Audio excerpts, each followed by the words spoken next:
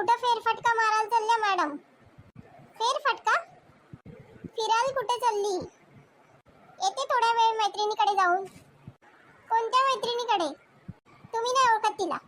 हे आजकालच्या सुना, मी विचारलं तेव्हा सांगितलं. सासूल सांगण्याची काही पद्धत नाही. आमच्या वेळेस असं नव्हतं बाई. आम्ही सासूल विचारल्याशिवाय घराबाहेर पाय पण नाही टाकत होतो. बापरे, खूपच विचारत होती जसं काही. का म्हटलं तुम्ही ना? नाही, मी राणीले बोलत होती. आज सूर्य कुठून निघाला? सर्व टोमणे समजते मला तुमचे सासूबाई. जाऊ का आता मी? मी का थांब म्हटल्यावर थांबणार आहे तू? मी जेव्हा इथं सून बनून आली होती तर सर्व कामामध्ये एक्सपर्ट होती. सासूले इकडली काडी तिकडे नाही करू देत होती.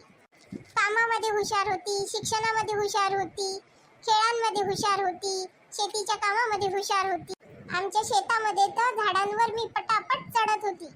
कोणत्या झाडांवर सासूबाई? हरभऱ्याच्या. का म्हटलं तुम्ही? काही नाही बा, काही नाही. हसून घ्या दोघी पण जणी. पण नेहमी मी पहिल्या नंबरवरच राहत होती. म्हणजे तुमचा सासूबाई शाळेत खेळात पहिला नंबर येत होता? पहिला नंबर नाही, तुझ्यासारखी काही उठसूट मी पळत नव्हती. माझी आई कडक होती कामाच्या बाबतीत. पहिले काम कर, त्याच्यानंतर सगळं कर. म्हणून मी मागे राहिली. नाहीतर शाळेत खेळांमध्ये सर्व गोष्टींमध्ये माझा पहिला नंबर नक्कीच होता. हो का? बापरे, तुम्ही तर खूपच हुशार आहे. मग भाग्यवान समज स्वतःला. एवढी चांगली सासू मिळाली आहे.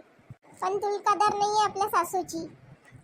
आमचंच भाग्य माहित नाही कुठे गेलं होतं जेव्हा सून भेटत होती तेव्हा.